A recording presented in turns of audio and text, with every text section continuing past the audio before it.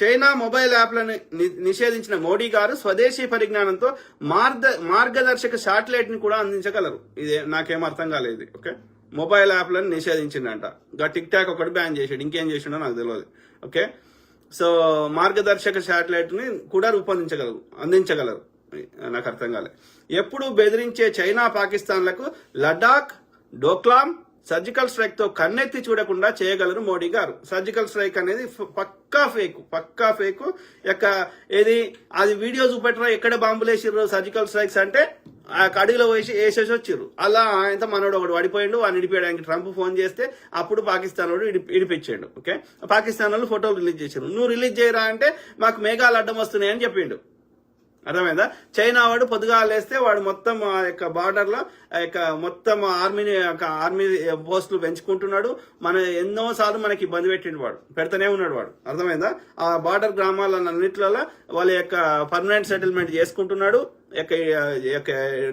మనతో ఉన్న ట్రీటీలకు విరుద్ధంగా. సో మనని ఎప్పుడు ఇబ్బంది పెడుతూనే ఉన్నాడు. అరుణాచల్ ప్రదేశ్ ని చైనా భూభాగం అని వాని యొక్క మ్యాప్లు అన్నిట్లో రాసుకుంటుండు. అర్థమైందా మిత్రులారా? సో వాడంట చైనాని పాకిస్తాన్ ఏమో చేసిండంట, ఏం చేయలే. అన్ని అక్కడ ఎక్కడి సమస్య అక్కడే ఉంది. ఇవాళ విదేశాంగ శాఖ మంత్రి ఏమంటాడు, ఏది చైనా అంత పెద్ద దేశం, అంత పెద్ద కానీ వాళ్ళతో మనం ఎట్లా కొట్లాడతామంటాడు. అర్థమైందా? సో మోడీ అప్పుడు వాజ్పేయి గారు పాకిస్తాన్ పోయి రాగానే లేకపోతే చైనా పోయి రాగానే వాళ్ళు మన మీద అటాక్ చేస్తారు. మోడీ చైనాకు పోయి రాగానే లేకపోతే పాకిస్తాన్ పోయి రాగానే వాళ్ళు మన మీద అటాక్ చేస్తారు. అంటే వీళ్ళు పోయి చెప్తారు, పోయి అటాక్ చేయరా, హిందూ ముస్లిం గొడవ పెడదాం, లేకపోతే చైనా ఇండియా గొడవ పెడదాము, చీనీ ఇండియా హిందుస్థాన్ అని చెప్పి వీళ్ళే పోయి చెప్తారు. ఆడ వాళ్ళతో కూడా దాడులు చేయించేది వీళ్ళే, మన సెంటిమెంట్ రెచ్చగొట్టడానికి. అర్థమైందా? మోడీ తాను హిందూ అని చెప్పుకుంటే కూడా కాంగ్రెస్ టీఎంసీలను గుళ్ళకి, గోపురాలకి, నది పుణ్యస్నానాలకి పరిగెత్తించగలడు. ఎందుకురా? అలా నీళ్ళలో అలా మునిగితేంది, ఆ యొక్క బురద నీళ్ళలో మునిగితేంది, మునగకపోతేంది. మునుక్కోపో, నీకు నచ్చిన సనాతన అధర్మం ప్రకారం మునుక్కో, మాకు సంబంధం లేదు. ఓకే, కాంగ్రెస్ టీఎంసీలు అల్ల కూడా నువ్వు హిందువులు అన్ని పార్టీలలో ఉన్నారు. ఎవరికి నచ్చినోడు ఆయన మొక్కుంటాడు. అల్ల ఏమున్నది అందులో విశేషం? ఇవాళ కాంగ్రెస్ సంబంధించిన వాళ్ళు మనం శ్రీరామనవమి చేసుకోలేదా? ఒకరితో విష్ చేసుకోలేదా? నీ బీజేపీ పార్టీ పుట్టక ముందు చేసుకోలేదా? అన్ని మతాల వారు అన్ని పార్టీలలో ఉన్నారు. ఎవరికి నచ్చింది వాళ్ళు, అది పర్సనల్ బిలీఫ్ సిస్టమ్. దాంట్లో మోడీ ఎందుకు వెళ్ళబెడుతున్నాడు? ఆలోచించండి మిత్రులారా. ఎన్నో ఏళ్ల తర్వాత సరైన గొప్ప నాయకుడు దొరికాడు నా దేశానికి అని చెప్తున్నాడు. పెట్రోల్, డీజిల్ ఎలాగో అమ్ముడుపోతూనే ఉంటాయి, కానీ మా ప్రాధాన్యత అంతటి చులకనైనది కాదు. భక్తులము, సంఘీయులము, దేశం కోసం, ధర్మం కోసం ఎప్పటికీ కుటుంబ బానిసలను, విదేశీ తొత్తులను ఎదుర్కొనేందుకు సిద్ధమే. జై హో మోదీజీ, జై శ్రీరామ్, జై బీజేపీ, జై హింద్. ఇప్పుడు ఆడు రాసిందేనే చదివినా. ఇలా నేను ఒక్క మాట కూడా నేను వివరించిన తప్ప, వాడు రాసిన దానికి వివరించిన తప్ప వాడు రాసిందే చదివినా. ఇలా ఇప్పుడు చదివిన అన్ని పాయింట్లలో మీకు డే టు డే లైఫ్ లో ఏమి యూజ్ అయిందో ఒక్కటి చెప్పండి. కామెంట్ పెట్టండి, నేను చదువుతా లాస్ట్లో. ఓకే, సో అట్లనే ఏది కాంగ్రెస్ ఏం చేసిందో చూద్దాం. ఫాస్ట్ ప్రయత్నం చేస్తా, ఎక్కువ టైం కాకుండా. సో కాంగ్రెస్ ఏం చేసింది అనే అజ్ఞానులకు అంకితం. మొన్న ఏదో సమావేశంలో మాన్య ప్రధాని గారు మాట్లాడుతూ 60 ఏళ్లలో కాంగ్రెస్ ఏం చేసింది అంటూ ఎప్పుడు అవకాశం దొరికినా కాంగ్రెస్ ని తిడతాడు.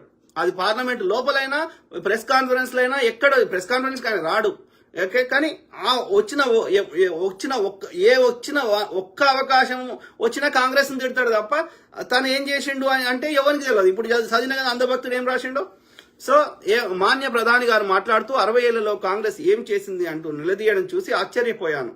జనాన్ని ఇంత సులభంగా మాటల గారడితో మోసం చేయడం ఒక్క మన ప్రధానికి మాత్రమే సాధ్యమేనా? ప్రధాని నాకన్నా పుష్కరం పెద్దవారు. నాకే కాంగ్రెస్ ఈ దేశానికి ఏం చేసిందో ఎంతో కొంత తెలుసు. మరి ప్రధానికి తెలియదంటే ఖచ్చితంగా మనం ఆ విజ్ఞతను ప్రశ్నించాల్సిందే. సరే, అదంతా నాకెందుకులేండి, నాకు తెలిసిందేదో చెప్పాలని ఉంది. మన దేశానికి స్వాతంత్రం రావడానికి కారణం కాంగ్రెస్ పార్టీ. అది పుట్టిందే స్వతంత్రం కోసమే. స్వతంత్రం కోసం భారతదేశంలో ఉన్న మేధావులు అందరు కలిసి ఒక కాంగ్రెస్ అంటే దాని అర్థమైంది కంగ్రెషన్ ఆఫ్ పీపుల్. కంగ్రెషన్ అంటే ఇంగ్లీష్ లో కంగ్రెషన్ అంటే గుమిగూడడం అని అర్థం. ఆ విధంగా వెస్ట్ బెంగాల్ చెందినటువంటి కలకత్తా యూనివర్సిటీలో చదువుకునే విద్యార్థులు బొంబాయిలో, లేదంటే అప్పుడు బొంబాయి అనేటోళ్ళు ఇప్పుడు ముంబై అంటున్నారు. సో అక్కడ వాళ్ళు పూనాలో పెట్టుకుందామంటే అక్కడ ఏమంటారు, అక్కడ ఇదేమంటారు అదే ఎలుకలతో వస్తుంది చూడు, ఆ రోగం వస్తే ఆ రోగాన్ని అక్కడ అని చెప్పి ముంబైలో ట్రాన్స్ఫర్ చేసుకున్నారు ఆ మీటింగ్ ని. సో ఆ విధంగా అందరు కలిసి ఒక దేశభక్తులు దేశానికి స్వతంత్రం ఎట్లా తేవాలని ఆలోచించేటువంటి జాతీయవాదులు అందరు కలిసి గుమిగూడిన దాన్ని కాంగ్రెస్ అన్నారు అంతే. కాంగ్రెస్ ఒక వ్యక్తి స్థాపించలేదు, అర్థమైందా? సో అది కాంగ్రెస్ పుట్టిందే ఎందుకోసం పుట్టింది? స్వయం పరిపాలన, స్వతంత్రం, ఈ రెండే. స్వరాజ్యం కావాలి, అట్లనే స్వయం పరిపాలన కావాలి. ఈ రెండు ధ్యేయాలతోటే కాంగ్రెస్ పుట్టింది. జాతీయవాదులు అందరు కలిసి ఏర్పాటు చేసుకున్నది కాంగ్రెస్ పార్టీ. ఓకే, దాదాపు 100 సంవత్సరాల పాటు పోరాటానికి నాయకత్వం వహించింది, త్యాగాలు చేసింది కాంగ్రెస్ పార్టీయే. ఈ దేశంలో ప్రతి నీటి ప్రాజెక్టు కాంగ్రెస్ నిర్మించింది. చెప్పండి మిత్రులారా, నాగార్జున సాగర్, శ్రీశైలం, దేశం లెవెల్లో పోతే హీరాకుడు, బాక్రానంగల్, ఇట్లాంటి మేజర్ ఇరిగేషన్ కానీ, మైనర్ ఇరిగేషన్ కానీ, మీడియం ఇరిగేషన్ ప్రాజెక్ట్స్ అన్ని కాంగ్రెసే కట్టింది.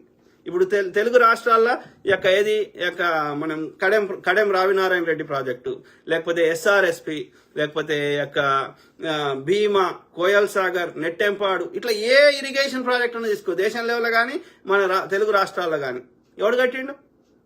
మెజారిటీ కాంగ్రెసే. 1-2 టీడీపీ కట్టినట్టుంది కానీ మెజారిటీ కాంగ్రెసే కట్టింది. ఆలోచించండి.